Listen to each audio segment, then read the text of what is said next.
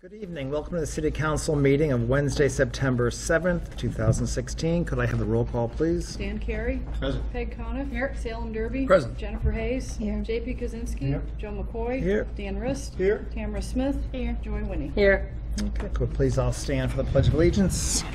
Where's our flag? Oh,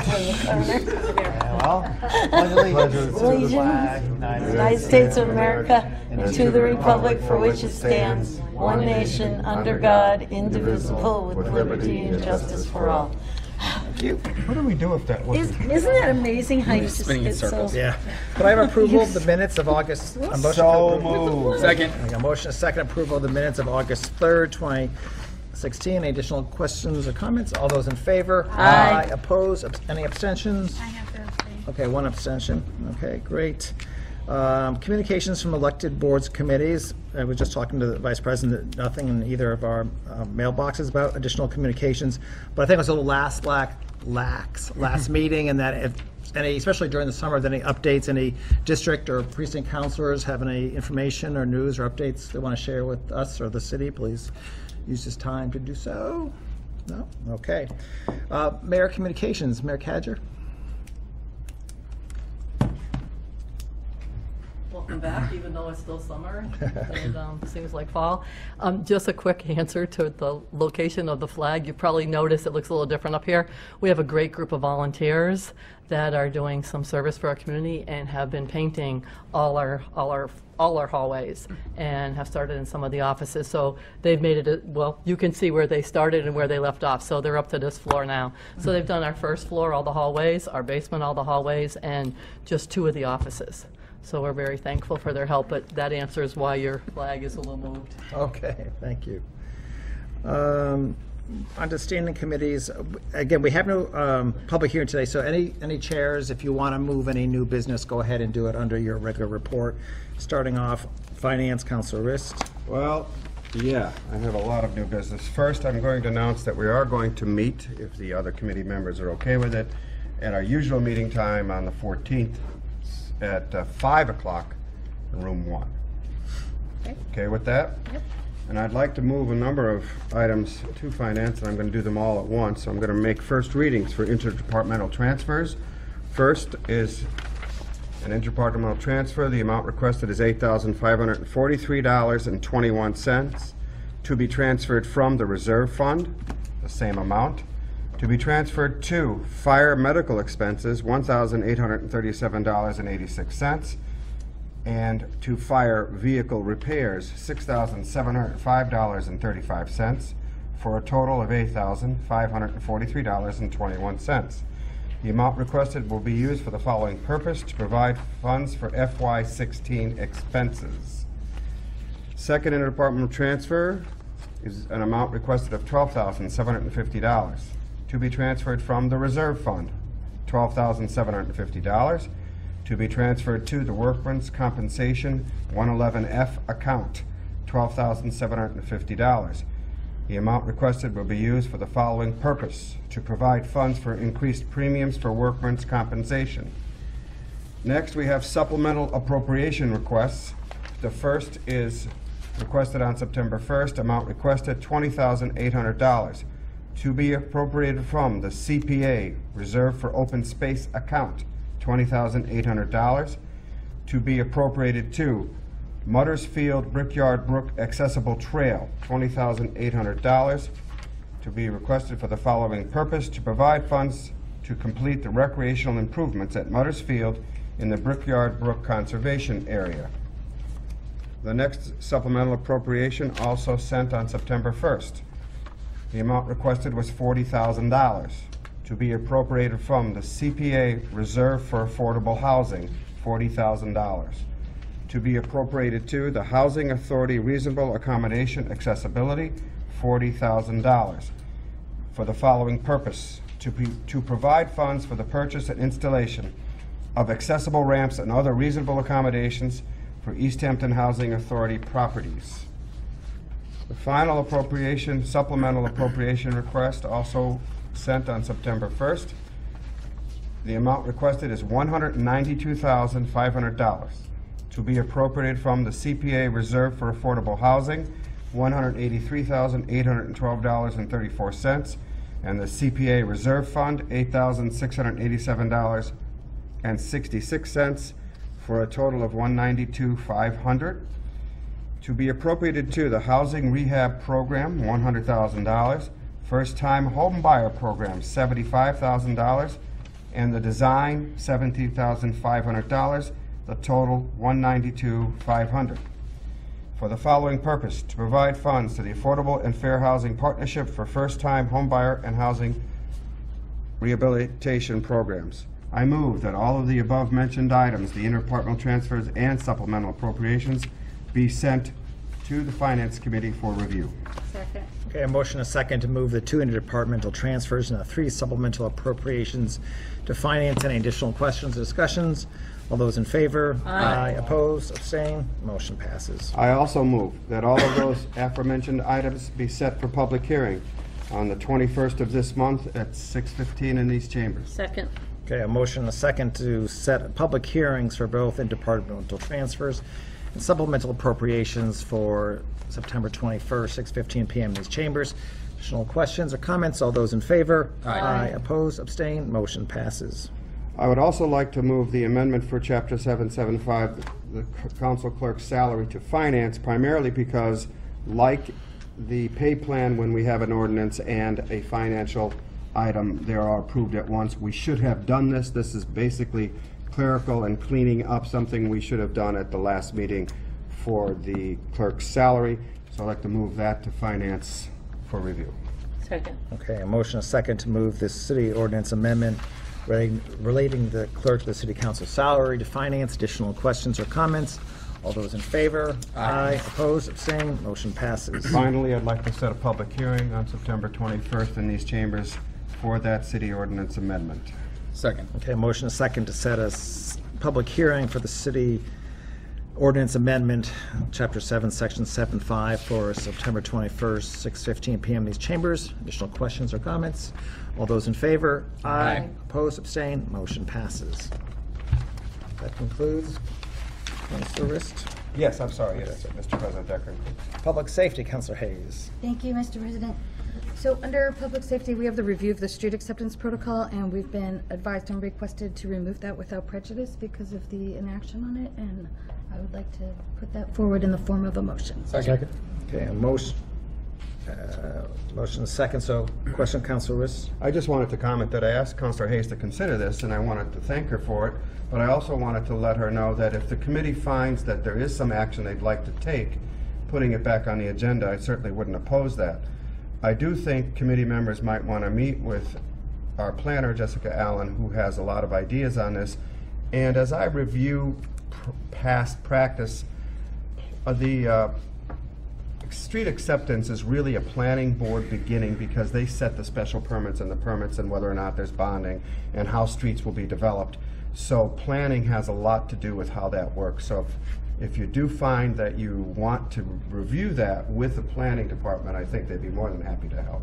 But I Yeah, thank that you was for done. We I had think all kind of I think met, it so. looks better for us if we don't have anything ready to go. We should bring it back whenever. Fine with me. Thank you. Okay, there was a motion, a second. Any other comments, discussion? Okay, so all those in favor? Aye. Opposed? Abstained? Motion passes. Our second item, Dan and I met yesterday. It's the mobility pole location. We're still getting some more information on that. Is trying to figure out exactly what that entails. It seems like it's kind of a Wi-Fi extender. I have a friend who works at Verizon who's looking into it. There's some question as to whether the placement of it being next to affordable housing, low-income housing, seems to be something that they're doing. So it's just kind of a weird thing, and we're just trying to figure out exactly what it is. So that is ongoing. Should we get an extension for that one? Probably. Can I do a 60-day extension on the mobile? It says 11/1/16. Oh, right, sorry, I was thinking 10-1, sorry. That should be fine. And then, were you able to get the language for on-street parking? No, I don't have it with me. Okay. So Dan and I met yesterday to look at the on-street parking for Pleasant Street, and we spoke with business owners, we spoke with public safety, we spoke with the DPW, And I think I'd like to request a public hearing to put that forward. I think we can move it forward. What we're looking to do is to do as many on-street, safely, legally parking spaces we can do from the Rotary down until about where the American Legion is. These traffic things are really, because I remember from when I was, they're very bizarre. There's a lot of measurement, like 63 feet westerly from blah, blah, blah. So are you going to have something like that? Because I think also, Barb, you have to have that advertised as well. Advertise that, so I would be my preference if you could kind of pull that together and we could have that, so I would have it ready for advertising. Yep, and you would explain that. But So I'd we're have just to have going that from for- one end to the street because it's going to be different from each corner and where each entrance is and all of that work. So just, So we bring it forward next meeting. I'll I work think, with you on yeah, that part. If you could run it by me, just because we have to advertise it and I would have to do it by tomorrow, okay. so. So you need by tomorrow You for need the more time? advertising. I need it by, if I'm gonna advertise it, I have to have it by tomorrow. Okay, so why don't we just move that on until our next city council Yes, meeting thank and then you. we'll move it forward. That's fine. So, okay. Yep. So you're not setting a public hearing, is that correct? I am not setting a public hearing. We just kind of wanted to get it done as quickly as possible. And then we looked at the new parking area in the corner of Prospect Street and you were going to talk to DPW? Yep, that's ongoing. Okay, so that one's still ongoing. Okay. And this concludes. Okay, thank you. Appointments, Councilor Smith. Thank you. I have no old business to report, but we do have one new mayoral appointment to move forward to the appointment subcommittee. And that's for Melissa Zawadsky, who for the position of finance director, serving as the treasurer collector with a term expiration of 12/31/2019. Second. Okay, motion and a second.